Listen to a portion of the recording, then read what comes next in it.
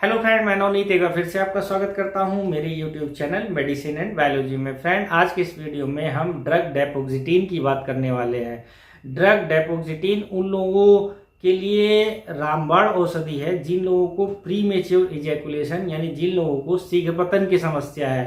भारतवर्ष में शीघ्र पतन और इरेक्टाइल डिस्फंक्शन ये दोनों प्रॉब्लम जो है काफ़ी ज़्यादा बढ़ती जा रही है, खासकर पुरुषों के बीच में। और ये समस्या इसलिए बहुत ज़्यादा बढ़ती जा रही है क्योंकि हमने अपनी लाइफस्टाइल में बहुत ज़्यादा चेंजेस किए हैं। फिजिकल एक्सरसाइज हम करते नहीं या करने का समय नहीं पाते। हमारे खाने पीने का जो रूटीन है वो पूरी तरीके से बदल चुका है। हम लोग घर की चीज़ें जो है वो कम से कम खाते हैं। बाहर का जो पैक्ड फूड, प्रोसेस्ड फूड, ये बाहर की जितनी सारी चीज़ें आती हैं हम दिन पे दिन उसका इस्तेमाल बहुत ज़्यादा करते जा रहे हैं। इसके अलावा smoking, over use of alcohol, ये बहुत सारी ऐसी चीजें हैं जो कि पुरुषों में खासकर इरेक्टाइल डिस्फंक्शन और प्रीमेच्योर इजैकुलेशन का मुख्य कारण होती हैं। अब आज की इस वीडियो में जो मैंने ड्रग डेपोक्सिटीन की बात की है, ये स्पेशली जिन लोगों को प्रीमेच्योर इजैकुलेशन की प्रॉब्लम है उस समस्या को दूर करने के लिए ड्रग डेपोक्सिटीन का इस्तेमाल किया जाता है। एक चीज मैं बता दूं, डेपोक्सिटीन से जो है इरेक्टाइल डिस्फंक्शन की प्रॉब्लम ठीक नहीं होती है। इरेक्टाइल डिस्फंक्शन और प्रीमेच्योर इजैकुलेशन दोनों अलग अलग चीजें होती हैं। इरेक्टाइल डिस्फंक्शन को हिंदी में नपुंसकता भी कहते हैं और प्रीमेच्योर इजैकुलेशन को हिंदी में शीघ्र पतन कहते हैं। इरेक्टाइल डिस्फंक्शन का मतलब ये होता है कि जब भी कोई कपल आपस में सेक्स परफॉर्म करने जा रहे हों तो उसके पहले जो मेल है, मेल के पेनिस में सही से इरेक्शन ही नहीं आता, यानी सही से कड़ापन नहीं आता, उसके पेनिस में सही से तनाव नहीं आता, वो सही से खड़ा नहीं होता, तो इस चीज को इरेक्टाइल डिस्फंक्शन बोलते हैं। और प्रीमेच्योर इजैकुलेशन का मतलब जैसा मैंने पहले ही बता दिया कि जैसे ही मेल ने अपना पेनिस फीमेल की वजाइना में एंटर किया, 1 मिनट भी नहीं बीता और उसका जो सीमेन है, जो वीर है, वो बाहर निकल आया, तो इसको प्रीमेच्योर इजैकुलेशन बोलते हैं। दोनों चीजें अलग अलग होती हैं। बहुत सारे मेल ऐसे हैं जिनको कि इरेक्टाइल डिस्फंक्शन की प्रॉब्लम है, प्रीमेच्योर इजैकुलेशन की प्रॉब्लम नहीं है, तो वो केवल इरेक्टाइल डिस्फंक्शन की समस्या को दूर करने वाली मेडिसिन का इस्तेमाल करें। जिन लोगों को प्रीमेच्योर इजैकुलेशन की प्रॉब्लम है वो लोग केवल प्रीमेच्योर इजैकुलेशन वाली मेडिसिन का इस्तेमाल करें। कुछ लोग ऐसे भी हैं जिनको दोनों समस्याएं हैं, उनको इरेक्टाइल डिस्फंक्शन की भी प्रॉब्लम है, उनको प्रीमेच्योर इजैकुलेशन की भी प्रॉब्लम है। तो आजकल मार्केट में बहुत सारी मेडिसिन ऐसी भी आ गई हैं जिसमें एक ही मेडिसिन के अंदर दोनों समस्याओं को दूर करने वाले जो ड्रग हैं वो मिले होते हैं। तो आज की इस वीडियो में उसको भी लेकर थोड़ी बात करेंगे, ज्यादा डिटेल में बात नहीं करेंगे, पर आज की इस वीडियो में हम ड्रग डेपोक्सिटीन को लेकर डिटेल में बात कर लेते हैं। और फ्रेंड, एक बार फिर से आपसे वही रिक्वेस्ट है, चैनल पर पहली बार आए हैं तो चैनल को सब्सक्राइब करना ना भूलिए। वीडियो अगर आपको पसंद आती है, यूजफुल लगती है, तो आप इसको अपने फ्रेंड के साथ भी शेयर कर सकते हैं। चलिए शुरू करते हैं।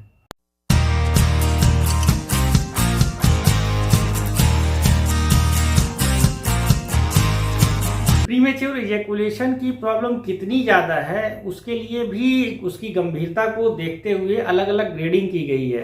तो सबसे पहले जिनका वीर 1 मिनट से भी कम समय में निकल आता है सेक्स के दौरान, उसको सीवियर प्रीमेच्योर इजैकुलेशन की कैटेगरी में रखते हैं। जिनकी टाइमिंग 1 मिनट से लेके 3 मिनट के बीच होती है उसको मॉडरेट प्रीमेच्योर इजैकुलेशन की कैटेगरी में रखते हैं। और जिनकी टाइमिंग 3 से लेके 5 मिनट के बीच होती है उसको माइल्ड प्रीमेच्योर इजैकुलेशन की कैटेगरी में रखते हैं। और जिनकी टाइमिंग जो है वो 5 मिनट से ज्यादा होती है वो नॉर्मल कैटेगरी में रखते हैं।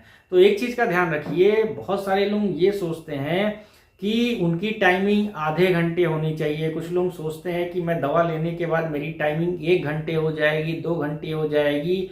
ये बिल्कुल बकवास चीज है, इसमें बिल्कुल भी दम नहीं है। अगर आपकी नॉर्मल टाइमिंग 5 मिनट से ज्यादा है तो आप बिल्कुल जो है नॉर्मल है, आपको किसी भी तरीके की कोई समस्या नहीं है। आधा घंटा, 1 घंटा ये पेनिट्रेशन टाइम किसी का कभी भी नहीं हो सकता। ये जो लोग आधे घंटे बोलते हैं, 1 घंटे बोलते हैं, 2 घंटे बोलते हैं, ये पूरा टोटल टाइम बताते हैं, यानी किसिंग से लेके और उन्होंने जितना समय बिता दिया वो सारे टाइम को जोड़ के कैलकुलेट करके आपको बता देते हैं। लेकिन जो वजाइनल पेनिट्रेशन टाइम है अगर वो 5 मिनट से ज़्यादा है तो आप बिल्कुल नॉर्मल हैं, इस चीज़ को ध्यान में रखिए। अब बात कर लेते हैं कि जिन लोगों को वाकई में प्रीमेच्योर इजैकुलेशन की प्रॉब्लम है, जिन लोगों को वाकई में शीघ्र पतन की प्रॉब्लम है, वो लोग जिस भी मेडिसिन के अंदर डेपोक्सिटीन पाया जाता है उसका इस्तेमाल कर सकते हैं। डेपोक्सिटीन किसी मेडिसिन का नाम नहीं है, डेपोक्सिटीन एक साल्ट का नाम है जो कि जिस भी मेडिसिन के अंदर पाई जाती है वो आप समझ लीजिए कि टाइमिंग को बढ़ाने वाली मेडिसिन है। डेपोक्सिटीन जो होता है वो SSRI कैटेगरी की मेडिसिन होती है, यानी सेलेक्टिव सेरोटोनिन रिuptake इनहिबिटर्स। तो जिन लोगों को प्रीमेच्योर इजैकुलेशन की प्रॉब्लम होती है उनके ब्रेन में सेरोटोनिन के लेवल में कमी हो जाती है, और सेरोटोनिन के लेवल में जो कमी होती है उससे शीघ्र पतन की प्रॉब्लम ज्यादा बढ़ जाती है। तो इस दवा को लेने के बाद ब्रेन में सेरोटोनिन का लेवल जो है वो बढ़ जाता है, और जब ब्रेन में सेरोटोनिन का लेवल बढ़ जाता है तो उससे जो है कामनेस आती है, उससे जो है दिमाग शांत होता है, एक्साइटमेंट में कमी आती है, और जो इजैकुलेटरी रिफ्लक्स होता है वो बढ़ जाता है, जिससे कि जो टाइमिंग है उसमें इम्प्रूवमेंट देखने को मिलता है। जिन लोगों को प्रीमेच्योर इजैकुलेशन की प्रॉब्लम है उसमें आराम देखने को मिलता है इस दवा को लेने के बाद। अब जिस भी मेडिसिन के अंदर डेपोक्सिटीन पाया जाता है, या तो वो 30 mg में आती है, 30 mg में, या तो वो 60 mg यानी 60 mg में आती है। बहुत सारे लोग ये सोचते हैं कि अगर वो 30 mg की जगह 60 mg ले लें तो उनका टाइमिंग बहुत ज्यादा बढ़ जाएगा। यानी कि लोग ऐसा सोचते हैं कि अगर वो 30 mg वाली डेपोक्सिटीन का इस्तेमाल कर रहे हैं, उनकी टाइमिंग अगर 10 मिनट बढ़ गई, तो अगर वो 60 mg वाली डेपोक्सिटीन वाली मेडिसिन का इस्तेमाल करेंगे तो उनकी टाइमिंग 20 मिनट बढ़ जाएगी। ऐसा बिल्कुल भी नहीं होता। कुछ मरीज ऐसे होते हैं जिनके ऊपर की 30 mg बहुत अच्छा इफेक्ट डालती है, लेकिन कुछ मरीज ऐसे भी हो सकते हैं जिनके ऊपर 30 mg का असर सही से नहीं आ रहा है। तो ऐसे लोगों को एडवाइस किया जाता है कि वो 60 mg वाली मेडिसिन का इस्तेमाल कीजिए।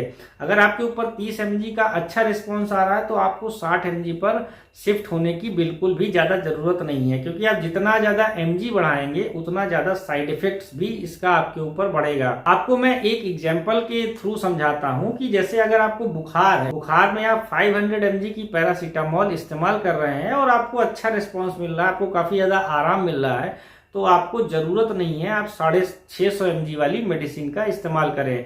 लेकिन बहुत सारे लोग ऐसे भी हैं जो कि 500 mg पैरासीटामोल का इस्तेमाल करते हैं बुखार में, बट उनको बहुत ज्यादा अच्छा रिस्पॉन्स नहीं मिलता। तो ऐसे लोगों को हमेशा एडवाइस किया जाता है कि वो 650 mg यानी 650 mg पैरासीटामोल का इस्तेमाल करें, उसके बाद उनके ऊपर अच्छा रिस्पॉन्स आता है। तो ठीक डेपोक्सिटीन के केस में भी ऐसा ही होता है। कुछ लोगों के ऊपर 30 mg बहुत अच्छा रिस्पॉन्स करती है, कुछ लोगों के ऊपर 30 mg अच्छा रिस्पॉन्स नहीं करती, तो फिर उनको 60 mg लेने की जरूरत है। एक चीज और आप समझ लीजिए, ये जो डेपोक्सिटीन है ये फीमेल्स के लिए नहीं बनाई गई है। बहुत सारे लोग ये सोचते हैं कि इसको अगर फीमेल को खिला देंगे तो उनके अंदर भी एक्साइटमेंट आ जाएगी, वो भी सेक्स के लिए पागल हो जाएंगी। ऐसा कुछ भी नहीं है। डेपोक्सिटीन जो है वो मेल के लिए बनाई गई है, और स्पेशली उन मेल्स के लिए जिनको कि प्रीमेच्योर इजैकुलेशन की प्रॉब्लम है, जिनको इरेक्टाइल डिसफंक्शन की प्रॉब्लम है, उनके ऊपर ये मेडिसिन काम नहीं करेगी। अब इसको लेना कैसे है, तो इसको लेने का बहुत ही सामान्य तरीका है कि जब भी आप अपने पार्टनर के साथ में सेक्स परफॉर्म करने जा रहे हैं उसके आधे घंटे पहले या 45 मिनट पहले आप इस मेडिसिन को ले लें, जिससे कि आपकी जो ब्लड है उसमें ये मेडिसिन पहुंच सके और आपको अच्छा रिस्पॉन्स दे सके। अगर आप परफॉर्म करने जा रहे हैं उसके 10 मिनट 15 मिनट पहले ये खा लिया तो हो सकता हो ये दवा उतनी अच्छी तरीके से काम ना करे। अब बहुत सारे लोग ये भी सवाल पूछते हैं कि क्या इसका रेगुलर इस्तेमाल कर सकते हैं। ये जो मेडिसिन है ये SOS कैटेगरी की मेडिसिन है, यानी जब आपको जरूरत हो तभी इसका इस्तेमाल करें। रेगुलर इसको लेने से प्रीमेच्योर इजैकुलेशन की प्रॉब्लम ठीक नहीं होती। ये मेडिसिन वीकली आप ले सकते हैं या 15 दिन में एक बार ले सकते हैं। अगर आपको कभी कभी सेक्स परफॉर्म करना है तो भी आप ये मेडिसिन ले सकते हैं। इस मेडिसिन का रेगुलर इस्तेमाल नहीं करना चाहिए। अब डेपोक्सिटीन के कुछ फेमस ब्रांड की बात कर लेते हैं। तो डेपोटाइन नाम की एक मेडिसिन आती है जिसके अंदर डेपोक्सिटीन पाया जाता है, बड़ी आसानी से मार्केट में मिल जाती है। ऑनलाइन भी आप इसको परचेज कर सकते हैं। 30 mg 60 mg दोनों में आती है। जो आपकी रिक्वायरमेंट हो आप उसको परचेज कर सकते हैं। दूसरा ड्यूरालास्ट नाम की एक मेडिसिन आती है, उसके अंदर भी डेपोक्सिटीन ही पाया जाता है। ये भी 30 mg और 60 mg में ही आती है। इसके अलावा हो सकता है मार्केट में और बहुत सारी मेडिसिन आती है जिसके अंदर की डेपोक्सिटीन नाम का साल्ट पाया जाता है। तो आप किसी भी मेडिसिन का इस्तेमाल कर सकते हैं, सबका काम करने का तरीका एक होता है, सबका रिस्पॉन्स भी एक ही होता है। अब कुछ लोग ये भी पूछते हैं कि वो जब परफॉर्म करने जाते हैं उसके पहले वो अल्कोहल लेते हैं, तो क्या अल्कोहल के साथ में इसका इस्तेमाल कर सकते हैं? अल्कोहल के साथ में इसका इस्तेमाल करने से मना किया जाता है। उसका कारण ये है कि अल्कोहल लेने पर भी वैसोडाइलेशन होता है और ये जो मेडिसिन है इसको लेने के बाद भी वैसोडाइलेशन होता है। तो ऐसे में चांसेस हो सकते हैं कि सीवियर हाइपोटेंशन की प्रॉब्लम है और आप चक्कर खा के गिर सकते हैं, आप बेहोश हो सकते हैं। तो करने तो कुछ और आप जा रहे थे पर हो कुछ और जाएगा। इसलिए हमेशा ये एडवाइस किया जाता है अल्कोहल के साथ में इस दवा का इस्तेमाल ना करें। अल्कोहल अगर आपको लेना है तो इस मेडिसिन लेने से 1 घंटे पहले ले लें या इस मेडिसिन के लेने के 1 घंटे बाद आप अल्कोहल का इस्तेमाल कर सकते हैं। अब जैसा कि जितनी भी एलोपैथिक मेडिसिन आती है सबके साइड इफेक्ट्स होते हैं, तो इसका भी अपना साइड इफेक्ट होता है। जैसे कुछ लोगों को इसको लेने के बाद हेडेक की प्रॉब्लम हो सकती है, कुछ लोगों को नोजिया की प्रॉब्लम हो सकती है, कुछ लोगों को डिजीनेस यानी चक्कर आ सकते हैं, कुछ लोगों को मसल पेन हो सकता है, शरीर में दर्द हो सकता है, कुछ लोगों को नेजल कंजेशन हो सकता है, उनकी नाक जाम हो सकती है, कुछ लोगों को माउथ ड्राइनेस की प्रॉब्लम हो सकती है, यानी उनका गला बार बार सूखेगा, उनको पानी की जरूरत पड़ेगी। तो ये सारी जो समस्याएं हैं, दवा का असर जब खत्म होगा तो ये सारी समस्याएं अपने आप खत्म हो जाती हैं। अब बहुत सारे ऐसे लोग होते हैं जिनको कि इस दवा का इस्तेमाल खुद से नहीं करना चाहिए। ये प्रेस्क्रिप्शन मेडिसिन वैसे भी होती है, लेकिन लोग जो है मेडिकल स्टोर से या ऑनलाइन इसको परचेस कर लेते हैं, पर ये प्रेस्क्रिप्शन मेडिसिन है, बिना डॉक्टर की सलाह के इसका इस्तेमाल नहीं करना चाहिए। अब कुछ लोग ऐसे हैं जिनको भूलकर भी इसका इस्तेमाल खुद से नहीं करना चाहिए। जैसे जिन लोगों को लीवर और किडनी की प्रॉब्लम है, उनकी दवाएं उनको चल रही है, उनको बिना डॉक्टर की सलाह के इसका इस्तेमाल नहीं करना चाहिए। बहुत सारे ऐसे लोग जिनको कि पेसमेकर लगा है, उनकी हार्ट में कभी प्रॉब्लम थी, उन्होंने पेसमेकर लगवाया है, तो ऐसे लोग भी बिना डॉक्टर की सलाह के इस दवा का इस्तेमाल ना करें। जिन लोगों को इस्कीमिक हार्ट डिसीज की प्रॉब्लम है वो लोग भी बिना डॉक्टर की सलाह के इस दवा का इस्तेमाल ना करें। इसके अलावा बहुत सारे लोग ऐसे हैं जिनको कि एंटी फंगल मेडिसिन चलती रहती है, यानी उनको कीटोकोनाजोल वाली जो मेडिसिन होती है वो चलती रहती है। तो ऐसे लोग भी इस दवा का इस्तेमाल खुद से ना करें। अब जैसा मैंने पहले ही बताया था, ये बहुत सारे लोग ऐसे भी हैं जिनको दोनों समस्याएं, इनको इरेक्टाइल डिस्फंक्शन की भी प्रॉब्लम है और उनको प्रीमेच्योर इजैकुलेशन की भी प्रॉब्लम है। तो मार्केट में आजकल बहुत सारी ऐसी मेडिसिन आती है जिनके अंदर दोनों समस्याओं को दूर करने वाली जो साल्ट होते हैं वो पाए जाते हैं। जैसे मैनफोर्स नाम की एक टैबलेट आती है, इसके अंदर सिल्डेनाफिल के साथ में डेपोक्सिटीन पाया जाता है। तो जिस भी मेडिसिन के अंदर सिल्डेनाफिल के साथ में डेपोक्सिटीन पाया जाता है या टाडालाफिल के साथ में डेपोक्सिटीन पाया जाता है, आप ये समझ लीजिए कि दोनों प्रॉब्लम को दूर करने वाली दवा है। तो जितनी सारी चीजें मैंने बताई, मैं आशा करता हूं कि आप वो अपने दिमाग में रखेंगे और इस चीज को ध्यान में रखते हुए ही आप इस दवा का इस्तेमाल करेंगे। फ्रेंड, इससे रिलेटेड कुछ और भी जानकारी अगर आपको चाहिए तो आप मेरे कमेंट बॉक्स में कमेंट करके मुझसे पूछ सकते हैं। आपका बहुत बहुत धन्यवाद।